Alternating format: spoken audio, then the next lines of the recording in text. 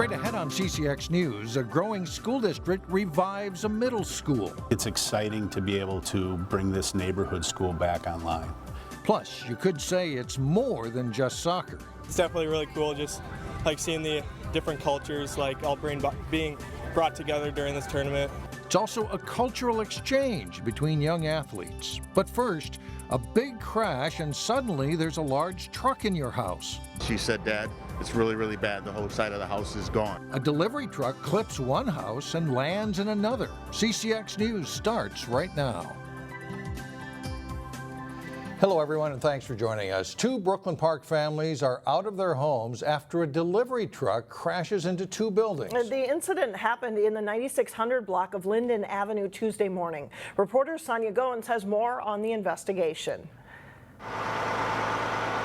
I was like, oh my God. Brian Williams is shocked to see what's left of his Brooklyn Park townhome. His living room gone. She could have easily been there as well. Around 10:30 this morning, he got a frantic call from his daughter, who had just left the house about 30 minutes before the crash happened. She said, "Dad, it's really, really bad. The whole side of the house is gone." Officials say a delivery truck jumped a curb, hitting Brian's townhome. The truck then slammed into the side of another townhome. There was no one home at the time of the first townhouse that was impacted. There was a resident home in the other townhouse, but was not injured. Driver and the passenger of the delivery truck had minor injuries.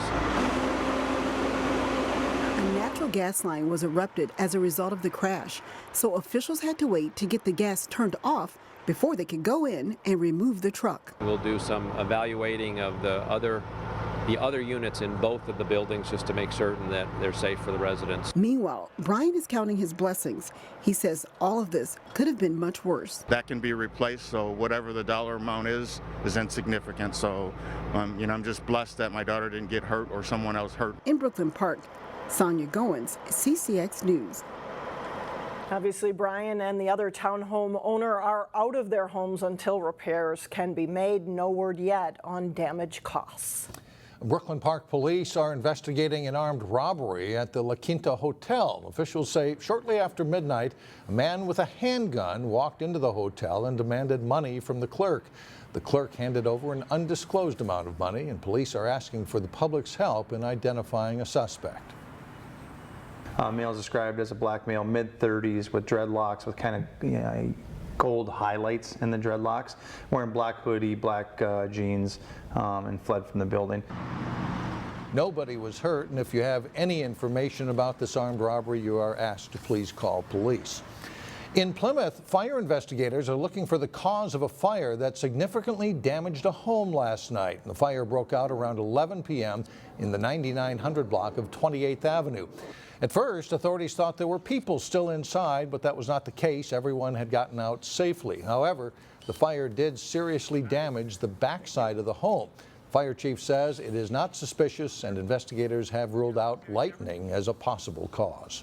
The new school year is still 6 weeks away, but we have a progress report on the effort to reopen Sandburg Middle School in the growing Robbinsdale School District.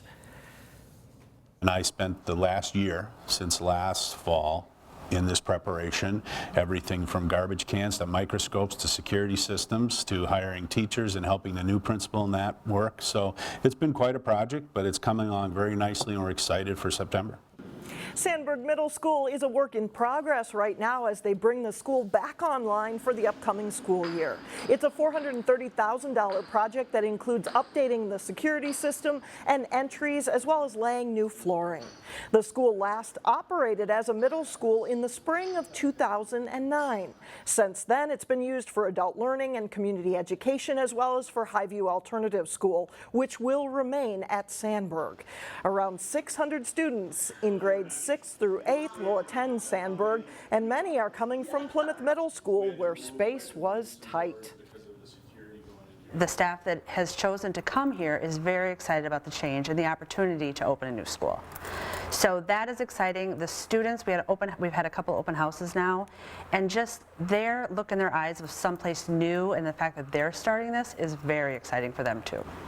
Sandburg School first opened in 1959. American poet Carl Sandburg came to the school for its dedication.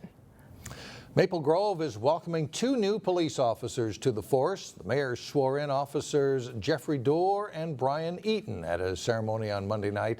Dorr has experience with the Mille Lacs Tribal Police Force, and Eaton was a police officer and detective in Dickinson, North Dakota. That brings the force to 66 current officers. Maple Grove is authorized to have 68. Things may be a little busier at Hennepin County's service centers for vehicle registration services today and on Wednesday. That's because starting Thursday, you won't be able to complete car title transactions, renew license tabs, and get vehicles registered. The state needs some computer downtime to upgrade and replace the vehicle services computer systems statewide. And on Saturday, you can add driver's license transactions to the list of transactions that are on hold.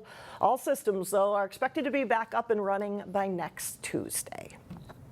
Soccer players from 15 countries and 17 states are playing in the world's most prestigious youth soccer tournament. That is, of course, the Swans USA Cup in Blaine. For one Northwest Metro team, it is more than a game. It's also a learning experience. We get more from Eric Nelson. We just want to go learn more about Minnesota. We are expecting to get the cup to Edmonton. The USA Cup is more than green grass and soccer. It's an international event that builds bridges between countries and cultures. It's really fun. I mean, it's cool to be able to play against guys from other countries like these guys. Today, Maplebrook from the Northwest Metro battled the Edmonton Impact on the pitch in Blaine. The Canadian kids won 5-1. They're so excited to be here. They're excited for the rain. They love to play raining. But the final score was secondary. These young athletes on both teams learned valuable life lessons. Especially when it comes to soccer. I mean, a lot of the time, these guys, like, their life is soccer. I mean, it's just cool to relate with people from completely different circumstances on something so simple like that. Seeing the different cultures being brought together during this tournament, it's just, I don't know, pretty unique. It was good. It's a good experience for the boys and for the parents to get involved with different cultures around the world. Some 16,000 players have flocked to Minnesota for this summer soccer tradition. It's a fidget spinner from Canada. And some came bearing gifts. St. Albert Impact. The Impact put a positive spin on things with an act of global generosity that Maplebrook truly appreciated. I mean, that was pretty cool. It's pretty unexpected. We don't really do that in Minnesota, so I mean, it's just a cool new experience. The USA Cup is clearly a unique experience for everyone involved. And each year the event provides countless snapshots in time for players and families. This is the 33rd annual USA Cup. It all began back in 1985 when they had 69 teams. This year, there are over 1,100 soccer clubs playing here at the National Sports Center. In Blaine, I'm Eric Nelson, CCX News. And opening ceremonies for the USA Cup are tonight, Tuesday night at the National Sports Center, and we'll have more from Blaine coming up a little later in sports. Still ahead on CCX News, some ideas to keep your kids moving and fit as we move into the second half of summer. Plus, we'll bring you the story of a local amateur team that's bringing summer baseball to Osseo. But first, after a soggy Tuesday, it's drier and hot on Wednesday. Your AccuWeather forecast is coming up. Well, here's a story that'll whet your appetite. The Portillos hot dog chain has released some more details about its planned restaurant in Maple Grove. The Chicago-based restaurant chain says it'll open a new store at the shops at Arbor Lake sometime this fall. They also released this rendering of what it will probably look like. It was approved by the city back in April.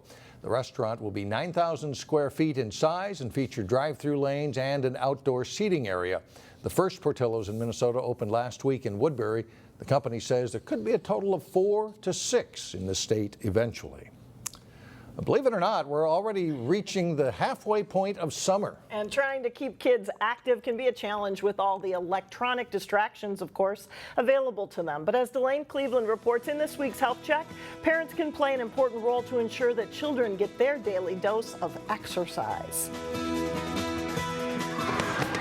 I'm gonna to have everybody sit in a big circle, okay? Physical fitness is important for any age group. First, touch your toes. And nearly every single day, Good job. about 100 children make their way to the Lifetime Fitness in Plymouth for the summer camp program. We have educational and fitness-based classes for the kids just to get them moving, get their heart rate pumping, blood flowing for them, and use up some of that extra energy that maybe wasn't used during school. Kelsey Resch is the kids manager here at Lifetime. We're going to be doing somersaults. She says children need about 60 minutes of physical activity every day. Good job, Parker. And they're not always getting it in school. Okay. A lot of the public school systems, or any school system in general, they get about 100 minutes a week. Okay, and then you do a cartwheel. As a result, parents can play a huge role in teaching their kids about the benefits of being active. Both my husband and I are very active and just kind of helping lead by example. Plymouth resident Andrea Matilla comes to Lifetime about 4 to 5 times a week. And each time she does, she brings along her kids, where they engage in various active endeavors. Even though they don't understand what I might be doing upstairs, they still understand, hey, everybody's moving, you feel good, you feel better when you move. And then you can swing. Getting kids to move is an even greater challenge these days with the number of electronic distractions available to them.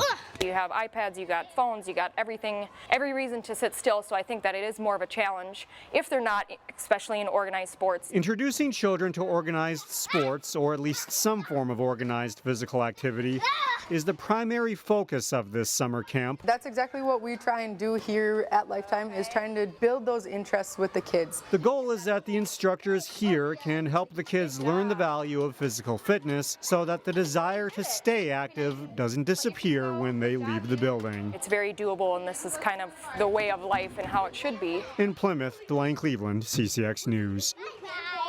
Even though summer is halfway over, the Lifetime Fitness Summer Camp is taking registrations throughout the entire summer. Up next, strengthening community ties through baseball. But first, a look at the first day of play at the USA Cup Youth Soccer Tournament. John Jacobson is in next.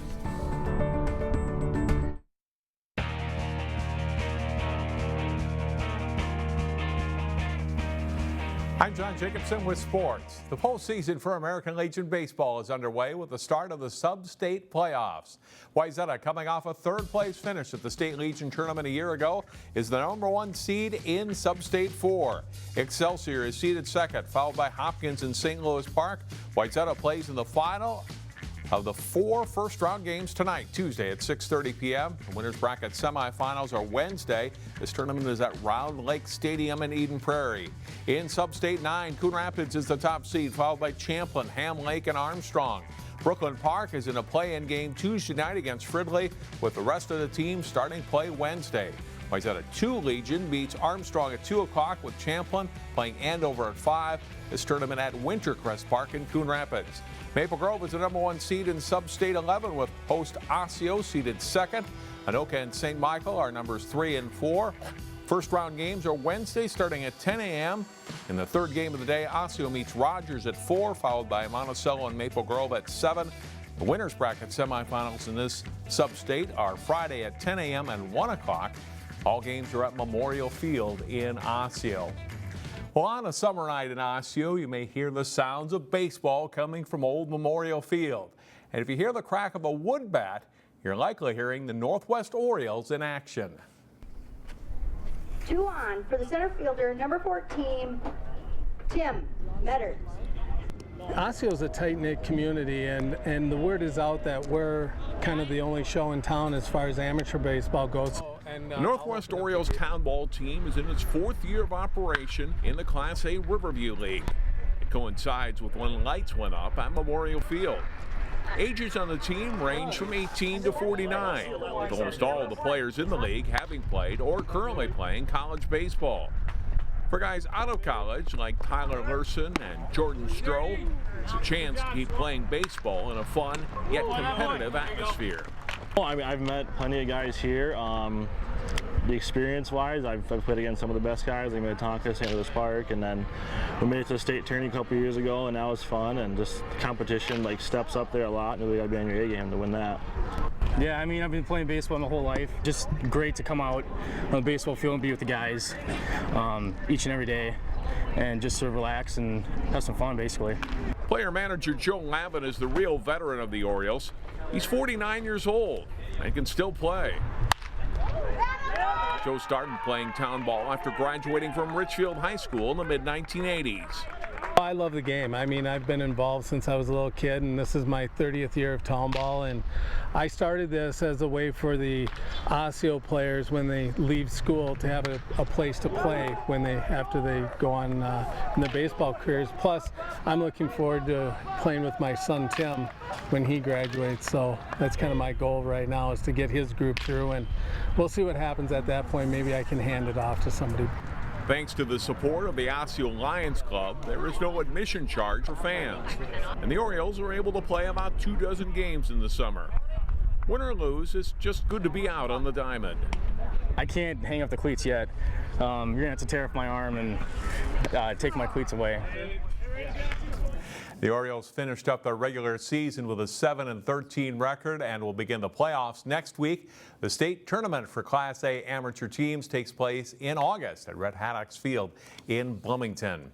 The nation's largest youth soccer tournament is underway. Play began Tuesday morning for some teams in the rain out at USA Cup. Several local teams in the tourney, including Fusion Soccer Club of Plymouth, facing Shakopee in a U19 girls game. Shakopee's Aaron Johnson breaks in. Great save, though, by Fusion's Morgan Philbor. Less than 10 seconds left in the first half. Courtney Krampetich gets that shot in for a goal. Shakopee's up 1-0 at halftime.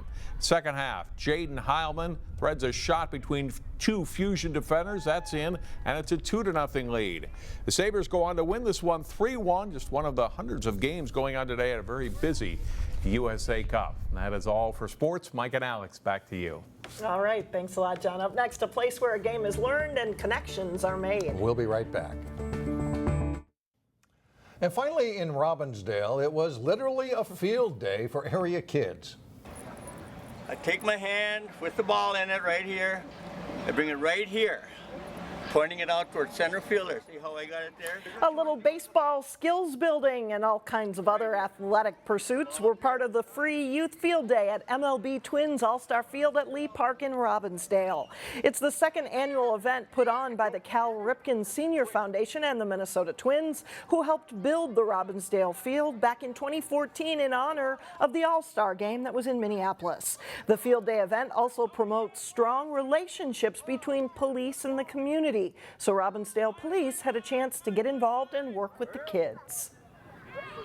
Most of our coaches out here today are police officers or community service officers who are working to become police officers, and we just really want to promote, a positive image with some of these kids and let them know that, we're regular people too.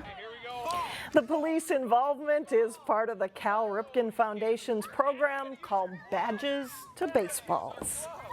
And that is it for us. Thanks so much for joining us. And we'll see you again Wednesday, starting at 4.